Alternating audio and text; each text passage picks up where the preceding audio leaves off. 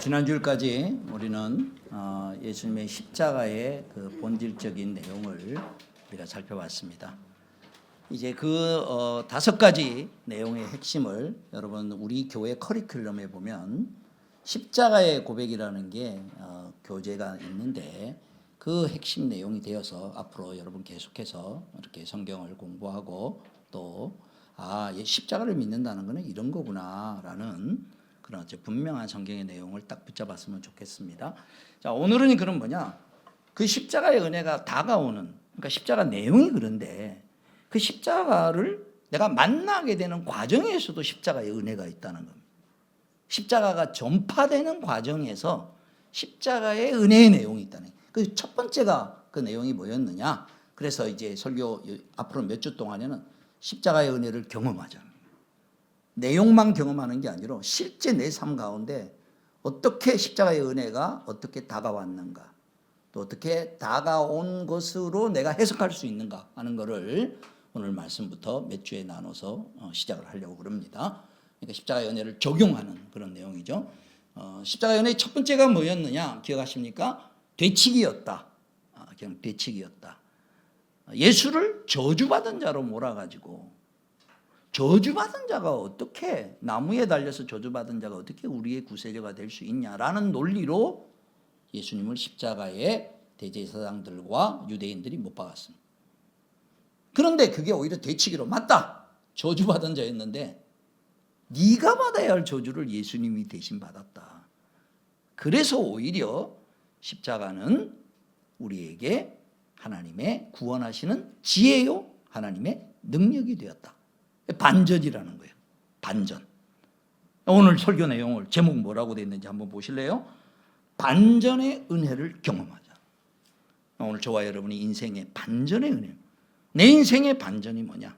그 반전에 이제 1단계 들어갑니다. 바울이 오늘 그 내용을 너무나도 좋게 자기의 삶의 인생에서 1단계는 하나님을 만나는 까지의 과정, 2단계는 하나님 앞에 쓰임받는 과정. 요게 반전의 은혜가 어떻게 되치기로 되어지는지를 보면서 여기서 깨닫는 원리를 내 자신의 삶에, 그 다음 여러분 자녀의 삶에, 또 주변에 있는 사람을 바라보면서 이 성경의 원리를 적용하면서 힘도 얻고 격려할 수도 있고 신앙을 함께 불러일으켜 세우는. 그래서 오늘 이 예배를 마쳤을 때 여러분이 이제 앞으로 묵상하면서 나에게는 이런 반전이 있었네 라는 이런 고백이 깨달아지고 또 그런 내용이 더 풍성하게 앞으로 나갈 수 있기를 바랍니다. 오늘 본문 말씀 한번 보시기 바랍니다. 8장 사도행전 8장 1절 이렇게 시작합니다. 사울은 스데반이 죽임당한 것을 마땅하게 여겼다. 그리고 3절 보면 그런데 사울은 교회를 없애려고 아주 그냥 광분해서 날뛰었다는 거예요. 그는 집집마다 찾아 들어가서 남자나 여자나 가리지 않고 끌어내서 감옥에 넘겼다. 이렇게 되어 있습니다. 자, 이게 무슨 얘기냐? 사도행전 7장에 보면 스데반이 설교를 합니다. 기가 막힌 설교입니다. 최고의 설교입니다. 제가 볼 때 사도행전에 나와 있는 여러 베드로의 설교도 있고 또 여러 설교도 있는데 스데반의 이 설교야말로 구약 역사를 그냥 한 줄로 뺀 아주 기가 막힌 설교입니다. 근데 기가 막힌 설교였는데 아무도 회개를 안 했어요. 오히려 그걸 듣고 광분해가지고 저따위 소리를 하냐, 말도 안 된다 그래가지고 돌로 쳐 죽여야 되겠다라고 해서 사람들이 돌로 스데반을 쳐 죽입니다. 그 돌로 쳐 죽이는 순간에도 그때 스데반에게는 돌을 맞으면서 하나님이, 그래서 이 스데반이 스테파노스입니다. 이 뜻이 그게 뭐냐면은 면류관이라는 뜻입니다. 영광의 멸류관, 그러니까 사도행전에 나오는 첫 번째 순교자입니다. 순교의 첫 번째 영광을 받았습니다. 그러니까 외적으로 볼 때는 사람의 눈으로 볼 때는 이루어놓은 게 하나도 없어요. 설교 잘해가지고 죽었어요. 그냥 어떻게 보면 실패한 인생 같죠, 그렇죠? 근데 너는 절대 실패한 인생이 아니라는 걸 그의 죽음의 순간에 어떻게 보여줬느냐? 본문 한번 보시겠습니까? 놀랍습니다. 59절. 자, 54절부터 있습니다. 자, 설교를 쭉 마쳤습니다. 그들은 이 말을 듣고 격분해서 스데반에게 이를 갈았다. 그런데 스데반이 성령이 충만하여 하늘을 쳐다보니 하나님의 영광이 보이고 예수께서 하나님의 오른쪽에 서 계신 것이 보였다. 그래서 그는 보십시오, 하늘이 열려 있고 하나님의 오른쪽에 인자가 서 계신 것이 보입니다 하고 말하였다. 이렇게 표현되어 있습니다. 또 죽을 때 또 59절, 사람들이 스데반을 돌로 칠 때 스데반은 주 예수님 내 영혼을 받아주십시오 하고 짖었다. 그리고 무릎을 꿇고서 큰 소리로 주님 이 죄를 저 사람들에게 돌리지 마십시오 하고 외쳤다. 이 말을 하고 스데반은 죽었다 안 그러고 잠들었다. 이렇게 사도행전에 기록하고 있습니다. 스데반 본인에게 하나님이 엄청난 축복을 주셨어요. 죽을 때 우리에게도 이런 은혜가 있었으면 정말 좋겠어요. 근데 가끔씩 그런 분들이 있어요. 임종의 순간에 하늘이 열리고 특별한 은혜를 주시는 게 있어요. 저는 아직도 잊지 못하는 저희 스승 우리 박윤선 박사님이라는 분이 계시는데 우리나라에서 유일하게 창세기부터 계시록까지 다 주석을 하신 그런 교수님이세요. 고신 옛날부터 출발해서 총신하시고 우리 이제 합신을 하시고 저희가 이제 배웠는데 그분이 이제 간암으로 수술도 하고 했는데 이게 안에서 이제 마지막 순간에 그래서 이제 후배 교수님들이 찾아갔어요. 찾아가서 위로하러 가서 너무 힘든. 근데 보자마자 막 좋아가지고 하는 말이 뭐냐면 내가 옛날에 성경을 주석할 때 이 말이 무슨 뜻인가 몰랐는데 내가 그걸 경험했다는 거예요. 임종의 순간에 그 말하고 있는 거예요. 그게 뭐냐? 성경이 뭐냐면은 하나님을 시편에 이렇게 내 영혼아 하나님을 찬양하라. 내 속에 있는 것들아 하나님을 다 찬양하라. 그런 말이 있어요.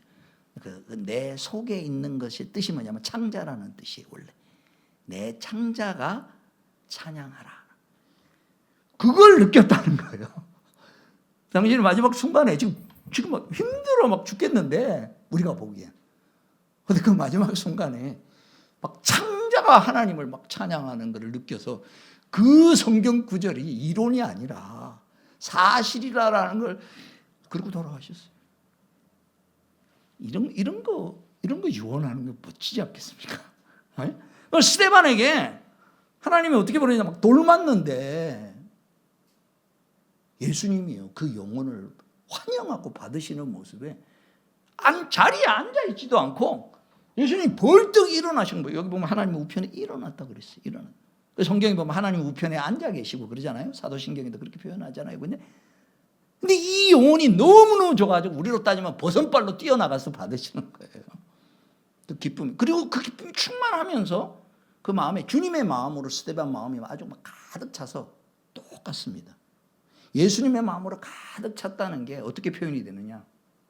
예수님이 십자가에 죽으시면서 했던 말을 똑같이 하는 거예요.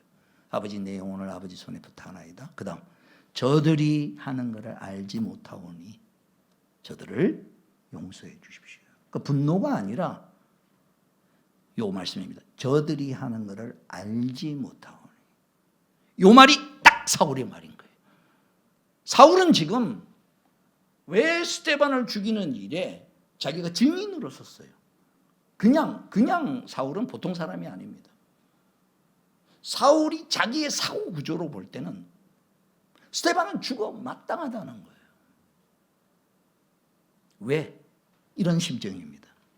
요새 우리 예수 믿는 사람들이 다른 종교를 가지고 있는 분들에 대해서는 그런 마음을 안 느낍니다. 근데 우리 마음이 굉장히 불편하고 굉장히 건 뭐냐면 거짓 메시아를 얘기하는 신천지. 이만희가 메시아라 그러니까 또 뭐 정명석도 그렇고 이런 거 볼 때는 이게 문제는 뭐냐? 그냥 자기가 이렇다가 아니라 자기가 예수님 대신에 재림주라고 하는 거거든요. 그러면 우리는 어떤 마음이 듭니까? 거기에 대하여서 굉장히 분노하는 마음이 들지 않습니까? 예수님에 대해서 그 당시에 예수님의 본질을 알지 못했던 구약시의 제사장들과 당시의 바리새인들과 서기관들이 우리가 신천지에 대해서 가지는 마음하고 똑같은 마음을 그들이 가졌던 거예요.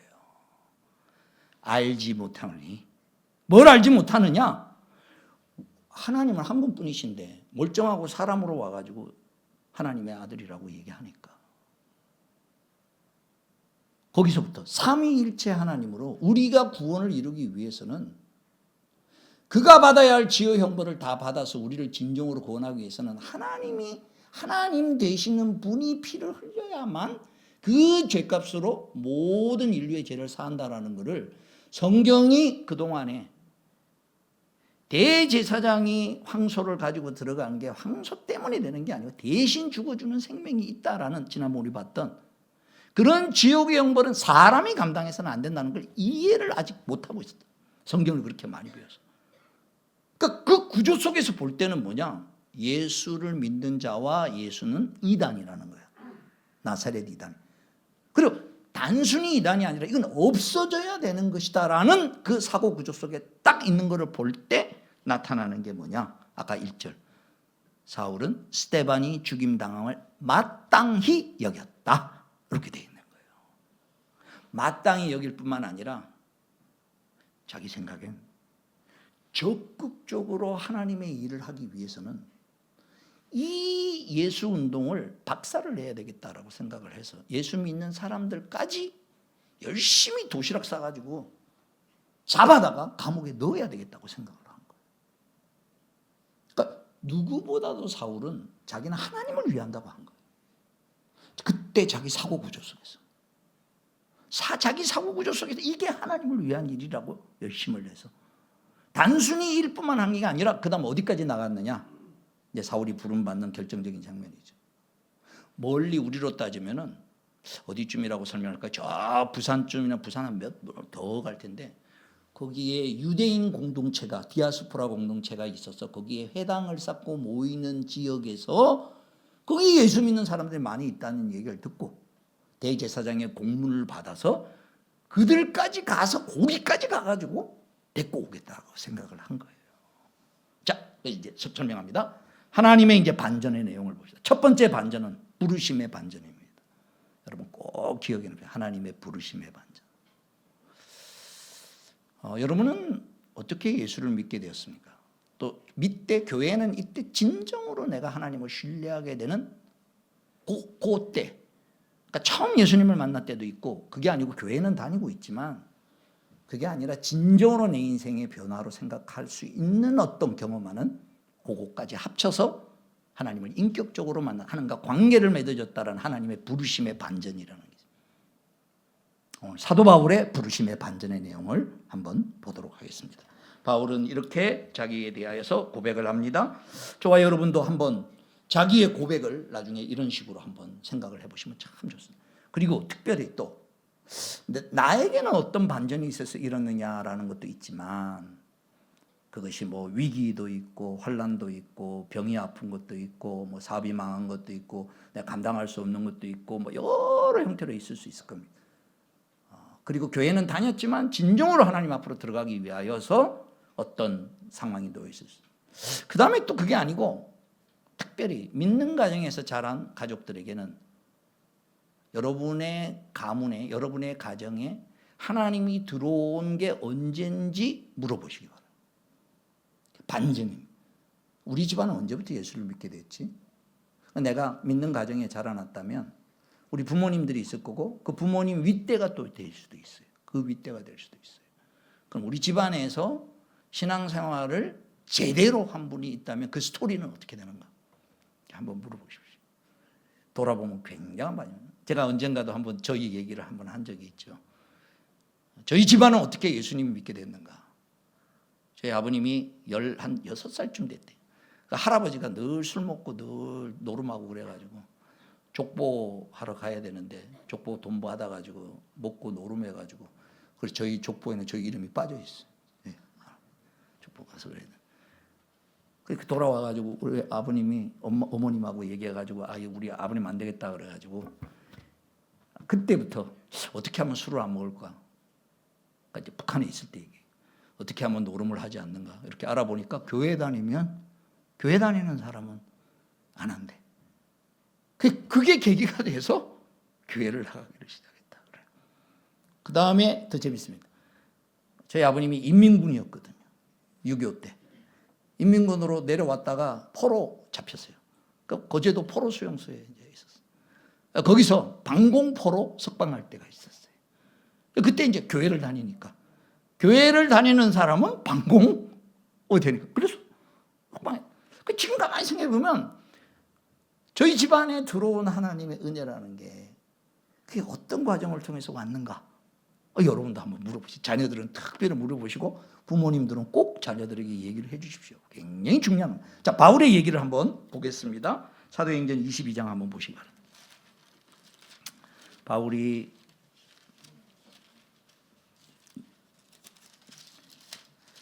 유대인들 앞에서 자기를 변호하기 위하여 하는 말 중에 자기가 어떻게 반전으로 하나님을 만나게 되었는가라는 것을 설명하면서 이렇게 설명합니다.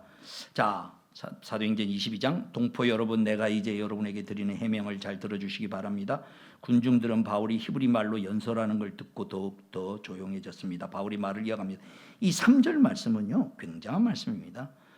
바울을 절대로 무시할 수 없는 최고의 내용을 유대인들에게 얘기합니다. 자, 우선 나는 유대 사람입니다. 나는 길리기아의 다소에 태어나서 이 도시 예루살렘에서 자랐고 가말리알 선생의 문화에서 우리 조상의 율법의 엄격한 방식을 따라 교육을 받았습니다. 그래서 나는 오늘날 여러분 모두가 그러하신 것과 같이 하나님께 열성적인 사람이었습니다. 자, 우선 자기 자신의 신분을 밝히는데 이게 요즘식으로 얘기하면 성골진골이라는 뜻이에요. 그러니까 인간적으로 따져도 그 당시에 바울을 무시할 수 없는 본토 유대인의 자녀였고, 그 다음 학업은 얼마큼 했느냐? 요즘식으로 따면 하버드 대학 수석 졸업생이에요. 가말리엘 문화, 율법의 그 당시 최고의 그 밑에서 가르침을 받았고, 그 다음 나는 얼마나 열심히 했느냐, 이럴 정도로 여러분이 지금 생각하고 있는 사고 구조를 내가 똑같이 가지고 이렇게 열정적으로 나는 살았던 사람이라는 거예요. 어떤 열정? 그 다음 구절에 나오는 거예요. 나는 이 도를 따르는 사람들을 박해하여 죽이기까지 하였고 남자든 여자든 가리지 않고 묶어서 감옥에 넣었습니다. 내 말이 사실임을 대제사장과 모든 장로가 증언하실 것입니다.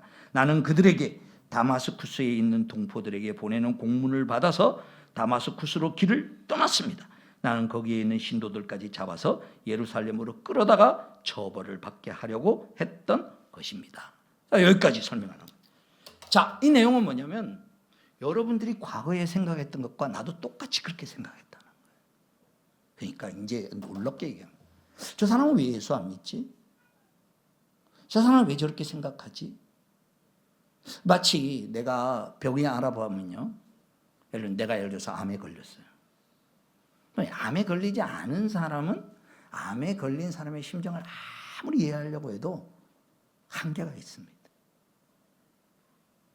근데 암에 걸린 사람은, 그래서 그 항암 치료를 받아본 사람은 지금 누가 검진을 받았을 때 이거 암입니다 했을 때 그때 가지는 철렁임과 그때의 그 마음을 너무 100번짜리 이해할 수 있어요. 오늘 사도 바울이 무슨 얘기냐면 지금 여러분들이 날 죽이려고 하는데 내가 너무 잘 이해를 합니다. 그 얘기예요. 왜? 나도 당신들하고 똑같이 생각했다. 이게 기가 막힌 겁니다. 바울에게 있어서. 바울이 전도할 때 이 사람들은 왜 예수를 안 믿어? 왜 이러지? 이게 아니고 나도 저들과 똑같이 생각할 수밖에 없었다라는 것을 아는 터 위에서 설명을 하려는 데는, 설명하려는 대상에 대한 긍휼함과 설명하려는 대상에 대하여서 저렇게 반응할 수밖에 없다라는 걸 알고 그들에게 접근하는 것과 왜 믿어야 되는데 안 믿느냐라고 윽박지르는 거하고는 완전히 다른 거라는 거죠. 바울의 입장에서는. 그런데 사건이 일어났다 그거예요. 그 사건이 뭐냐? 나는 하나님 자리에 있는 예수님을 봤다는 거예요. 그래서 그 다음 9절 이어지는 게 봅니다. 자, 6절 가다가 정오 때쯤 다마스쿠스 가까이 이르렀을 때 갑자기 하늘로부터 큰 빛이 나를 둘러 비추었습니다. 나는 땅바닥에 엎어졌는데 사울아 사울아 내가 어찌하여 나를 핍박하느냐 하는 소리가 들려왔습니다. 그래서 내가 주님 누구십니까 하고 물었더니 그는 나에게 대답하기를 나는 내가 핍박하는 나사렛 예수이다 라고 하셨습니다. 그 다음 그 핍박하는 나사렛 예수다라는 그 말을 듣고 그 다음에 큰 빛이 일어났는데 그 빛은 그냥 태양빛이 아니에요. 여기 하늘보다 하늘에서 더 밝은 빛이라는데 그 빛의 정체가 뭐냐 설명해 주는 거예요. 아나니아를 보내서 14절 보십시오. 그때 아나니아가 내게 말하였습니다. 우리 조상의 하나님께서 당신을 택하셔서 자기의 뜻을 알게 하시고 그 의로운 분을 보게 하시고, 이렇게 되어 있습니다. 여러분, 구약 성경을 읽다 보면 하나님을 만난 사람들은 죽는다고 생각을 했어요. 왜? 죄 있는 인생이면. 그래서 겁이 나가지고 막 제사도 드리고 막 그런 장면이 나와요. 사울이 왜 눈이 멀었느냐? 그게 뭔 사인이냐면은 보호자, 그러니까 여러분 가끔씩요, 우리 그 사람들도 스쳐 지나가거나 아니면 이제 그 해외 입양 간 우리 아이들이나, 그래서 한국에 이런 어떤 그 드라마나 무슨 이런 방송이나 이런 거 보고, 그 다음에 예전에 왜 그때를 아십니까? 우리나라 그 이상가족 장면들 나오는 것들 보면요, 희한하게 얼굴이 비슷해서 꼭 그런 게 아니라 자기 핏줄이면 끌리는 게, 그게 딱 몸에 느끼는 게 있나 봐요, 그게. 근데 뭐냐면 피조물은 지음받은 피조물은 하나님을 만나는 순간에 딱 느끼는 거예요. 누구도 부인할 수 없게 하나님이 그를 만나주는 순간엔 거부할 수 없는, 그걸 성경에서는 뭐라 그러냐, 우리 종교개혁에서는 뭐라고 하냐면 이를 irresistible grace라고 그래요. 거부할 수 없는 은혜라고. 그러니까 하나님을, 피조물이 창조주를 만나는 순간에는 뭘 어떻게 거부할 수 없어요. 하나님을 알아요. 그냥 알아요. 이걸 사도 바울이 지금, 예수가 하나님이 아니라고 자기는 생각해서 죽였는데 하나님 모습의 예수를 본 거예요. 하나님 모습을 봤다는 증거가 뭐냐면 눈을 멀어버렸다는 거예요 지금. 그리고 아나니아를 보내서 다시 그 눈을 뜨게 해주는 거예요. 그러면서 바울은 성경의 박사니까 왜 하나님이 이 땅에 와서 죽으셔야 되는지, 그분이 제물이 되셔야 되는지를 성경을 한 큐로 싹 관점이 탁 바뀌니까 구약의 모든 성경이 쫙 연결이 된 거예요. 그게 무슨 얘기를 하느냐? 자, 첫 번째, 사람은요 하나님을 만나기 전에 자기 나름대로 자기 생각을 가지고 살아요. 그걸 우리가 보통 뭐라 그러면 개똥철학이라 그래요. 사람마다 아무리 못난 사람이라도, 아무리 못 배운 사람이라도 자기 고집이 있고 자기 생각이 있어요. 그 생각 속에서 사는 거예요. 우리 아이들도 마찬가지입니다. 교회 왜 안 나오느냐? 너무 욕하지 마십시오. 자기 생각이 있어서 안 나오는 거예요. 우리는 안타깝지만 근데 여기서 해줘야 될 말이 딱 있어요. 우리가 또 기도해야 될 말이 딱 있어요. 하나님 만나주셔야 되는 거예요. 하나님 만나주셔야 돼요. 오늘 바울에게 한 내용은 뭐냐? 내가 니네들하고 똑같이 했는데 하나님을 만나는 순간에 내 생각이 바뀌어졌다는 겁니다. 첫 번째 은혜, 반전의 은혜는 뭐냐? 내 생각이 바뀌어지는 은혜를 경험해요. 내 생각이 내 나름대로 사고 구조를 이렇게 하는 게 맞다. 그걸 맞다라고 생각하고, 그게 더더군다나 이게 하나님의 뜻이야라고 생각하고 있었는데 만약에 틀리게 내가 해석하겠고, 내가 이걸 틀린 거를 이게 옳다고 생각하면 그럴수록 뭐냐면요, 그냥 잘 모르겠다라고 하는 사람은 가감하게 세게 주장하지 못해요. 근데 이게 하나님의 뜻이라고 확실히 더 심할수록 확신범이 되는 거예요. 확신범은 뭐냐? 다른 사람을 정죄해요. 왜 이렇게 못하냐라고 얘기를 해요. 근데 그게 맞으면 다행인데, 그게 만약 그 베이스가 틀린 거라고 생각해 보십시오. 그러면 강하게 한 것만큼 나중에 부끄러운 게 되는 거예요. 그래서 사도 바울이 이렇게 이제 두 번째로 고백하는 거예요. 내가 그때는 그게 옳은 줄 알아가지고 그 옳은 거를 이루기 위해 하나님을 위한다고 스데반을 죽이기까지 안 하느냐. 그게 옳은 일이라고 생각해서. 그래서 나중에 이렇게 자기 자신을 고백을 합니다. 자, 고백하는 두 번째 내용을 한번 보도록 하겠습니다. 고린도전서 15장을 보시기 바랍니다. 고린도전서 사도행전, 로마서, 고린도전서입니다. 고린도전서 15장 부활장에 이렇게 설명을 하고 있습니다. 15장 9절 말씀을 보시기 바랍니다. 자, 15장 9절 사도 바울이 자기에 대해서 설명을 하면서 과거에 하나님의 부르심의 이 반전의 사건으로 내가 이렇게 되었다라고 고백을 합니다. 5장 9절 나는 사도들 가운데서 가장 작은 사도입니다. 나는 사도라고 불릴 만한 자격도 없습니다. 그것은 내가 하나님의 교회를 박해했기 때문입니다. 그러나 나는 하나님의 은혜로 오늘의 내가 되었습니다. 나에게 베풀어 주신 하나님의 은혜는 헛되지 않았습니다. 나는 사도들 가운데 어느 누구보다도 더 열심히 일하였습니다. 그러나 이렇게 한 것은 내가 아니요 나와 함께 하신 하나님의 은혜입니다. 두 번째, 이걸 깨닫고 난 다음에요 바울이 뭐라고 지금 고백합니다. 내가 지금 뭐라고 그러냐면 나는 사도라 불릴 자격도 없다. 이거는 겸손의 말이 아니에요. 겸손과 겸양은 다릅니다. 겸양은 상대를 위하고 나를 낮추기 위한 예의를 갖추는 것을 겸양이라고 합니다. 보통 우리가 많이 그걸 겸손하다고 생각하는데 그게 아니에요. 겸손은 객관적인 상태를 정확하게 자기 꼬라지를 딱 깨달아서 거기에 맞추어서 나는 이런 사람입니다라고 늘 자기를 돌아볼 줄 아는 사람을 겸손한 사람이라고 그러는 거예요. 바울은 하나님의 부르심의 이 사건을 통하여 겸손한 사람이 되었습니다. 어떻게 겸손한 사람? 나는 내가 옳다고 생각해서 했는데 오히려 그게 틀려서 스데반을 죽이기까지 했던 사람이다. 예수 믿는 사람을 박해까지 했던 사람. 그러니까 실제로 다른 사람들보다 나는 교회에게 더 해악을 끼치고 더군다나 주의 종을 죽이기까지 했던, 근데 그거를 하면서 나는 뭐라고 생각했냐? 그게 옳은 일이라고 생각했다 그거예요. 이런 모습의 삶에서 하나님이 나에게 은혜를 베풀어 주셔서 눈을 열어서 바른 걸 보게 하셨다는 거예요. 그래서 바울은 두 가지가 나옵니다. 남을 함부로 정죄를 못하는 거예요. 왜? 자기가 옛날에 그랬으니까. 감이 잡힙니까? 무슨 얘기를 하는지?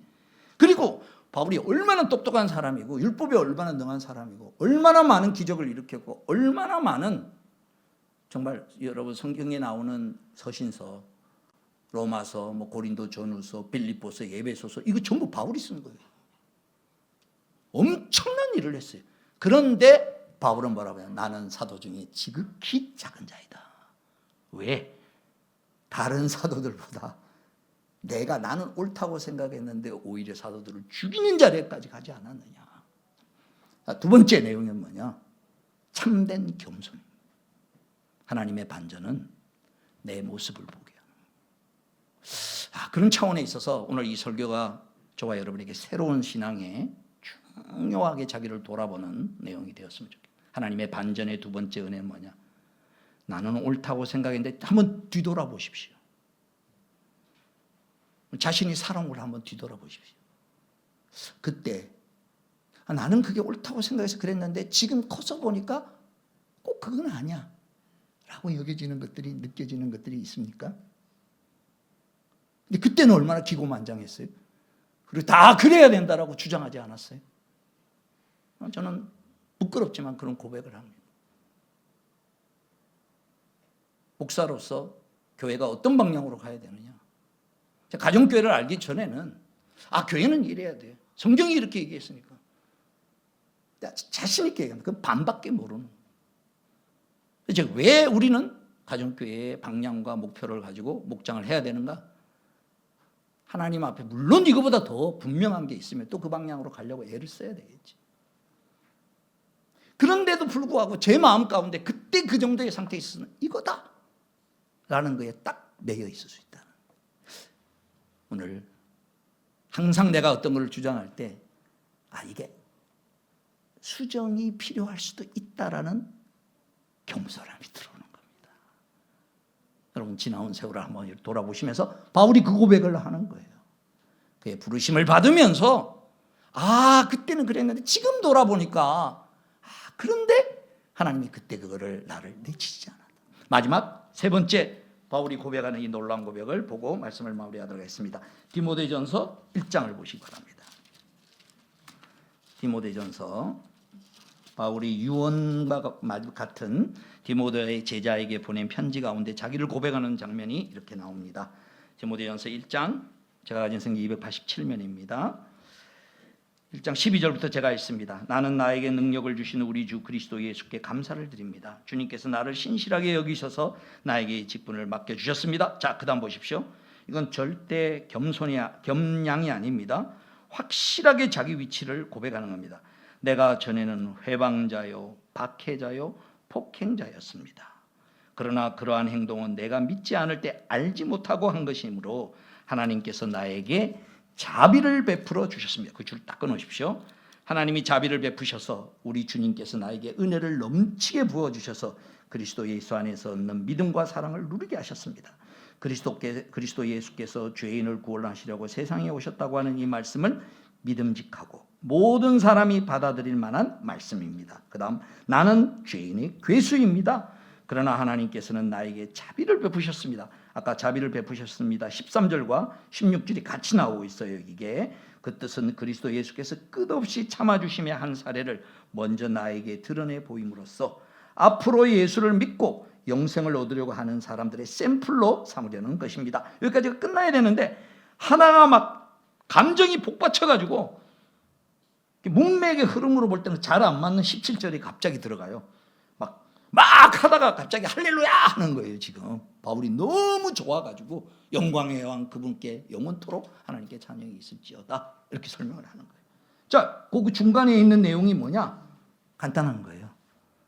하나님이 나로 하여금 이걸 경험하게 한 거는 앞으로 내가 만나는 사람들에게 샘플이 되게 가끔 했는데, 그 내용은 뭐냐? 하나님이 부르시는 과정에서, 하나님이 한 사람 부르신 과정에서 그 사람에게 맞는 반전의 은혜가 있는 그걸 깨닫는 거예요.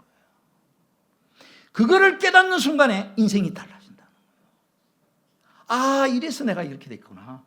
아, 그러면 내가 앞으로 이렇게 살아야 되겠구나.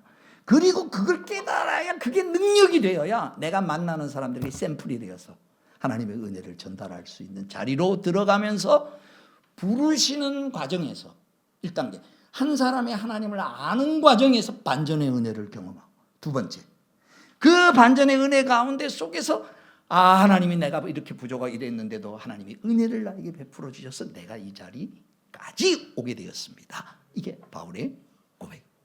말씀을 마무리하도록 하겠습니다. 한번 이 시간에 여러분 어떻게 해서 하나님과 접촉하게 되었습니까? 어떤 사람은 인간적으로 여러 가지로 괴로움과 환난 가운데 속에서 교회를 소개받고 왔을 수도 있습니다. 혹시 그런 분이 있다면은 분명하게 여러분의 말씀드립니다. 만약에 내가 그런 환난과 고통과 그런 게 없었다면 내가 이 자리에 오지 않았다라고 생각이 들 분이라면 거꾸로 그건 여러분에게 반전해. 그렇게 하지 않으면 도저히 꺾을 수 없는 인생의 하나님의 부르심이 맞춤식으로 하나님이 역사하실 수 있다. 두 번째, 믿는 가정에서 자라났어요. 별 그거 없이 오르겠어요. 그럼 아까 얘기했듯이 그러면 우리 집안에 어떻게 예수 믿게 되는지 한번 물어보십시오. 알아보십시오. 그리고 이제 내가 지금 믿는 가정에서 이만큼 왔는데 나는 그냥 교회 왔다 갔다 하고 아직 신앙이 없는데, 그러면 내 인생에 있어서 하나님의 앞으로 내 사고 구조를 바꾸는 하나님의 일이 반드시 있을 겁니다. 사람은 자기가 생각하는 사고 구조가 있어요. 그게 깨어지는 순간에 하나님을 만나는 순간입니다. 하나님을 만나는 내 사고 구조가 깨어져요. 그래서 이제 마지막으로 말씀을 드립니다. 특별히 우리 자녀들을 위하여 많이 기도하고 있고, 우리 남편을 위하여 기도하고 있고 이렇게 했는데, 그 교회 좀 남았으면 좋겠는데 이 정도 생각하지 마시고 더 적극적으로 기도하자. 더 적극적으로 기대하자는 뭐야? 저 아이와 저 사람에게 있어서 반전의 은혜를 주시기를. 오히려 저렇기 때문에 나중에 하나님 앞에 섰을 때 내가 이렇게 했는데 이런 것이 나에게 있었다. 그리고 그게 그 부르심의 순간을 확 느끼는 순간에 그 다음 앞을 향하여 어떻게 살아가야 될지가 그의 부르심에 꼭 맞춤식으로 그렇게 부른 사람만이 그 일을 감당할 수 있고, 그렇게 경험한 사람만이 그 일을 겪고 있는 사람에게 해줄 말이 있는, 오히려 하나님의 반전의 지혜와 능력이 되는 것을 경험하게 되는 기회가 될 수 있다는 것입니다. 오늘 말씀을 마무리하면서 십자가의 은혜가 십자가대로 있지만 십자가가 전달받는 과정에서도 십자가의 은혜가 있는 것이라. 한 사람이 십자가로 들어오는 과정에 있어서 바로 이런 반전의 은혜를 경험하는, 또 반전의 은혜를 기대하는 저와 여러분이 되기를 주님의 이름으로 축원합니다. 기도하겠습니다. 주신 말씀 생각하시면서 하나님, 내가 이렇게 해서 하나님 안에 들어왔습니다. 지금 상황도 제 생각에는 이러이랬는데 이게 깨어지면서 돌아보니까 내가 이걸 이렇게 생각했었군요. 이만큼 인도에 오신 하나님에 대하여 생각하면서 또 이제 앞으로 그런 은혜가 필요한 분들, 하나님 반전의 은혜를 주시기를 더 힘있게 기도하는, 또 기대하는 저희들이 될 수 있도록 같이 기도하겠습니다. 우리 구주 예수 그리스도의 구속의 은혜와 하나님 아버지 크신 사랑과 성령의 역사하시며 눈을 뜨게 하시는 역사가 사도 바울에게 반전의 은혜를 허락하셨듯이 오늘 우리 자신도 하나님의 은혜를, 반전의 은혜를 받은 걸 기억하고, 또 이제 그런 은혜가 필요한 자녀들, 그런 은혜가 필요한 사람들을 놓고 오히려 소망 가운데 간절히 기도하기로 소원하는 주의 사랑하는 자녀들 머리머리 위에 이제로부터 영원토록 항상 함께 있을지어다.